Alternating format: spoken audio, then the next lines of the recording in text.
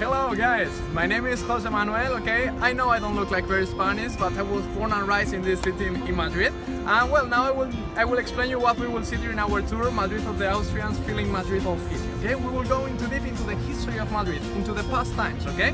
We will start the tour in Puerta del Sol, we will go to Plaza Mayor, Middle Ages Square of Madrid, Plaza de la Villa, and we will end the tour just with this building at my back, Royal Palace, and over there we will find also the Royal Theatre, okay? This is the best tour to get to know Madrid into deep, because we will discover the origins, the beginning times, and if you want to understand the present times of Madrid and the past times of Spain, it's necessary to do it, okay? So if you don't want to miss all the stories and curiosities of this part of Madrid, just join us in Puerta del Sol. We will be in there waiting for you with our blue umbrellas and a smile, okay? So looking forward to seeing you soon.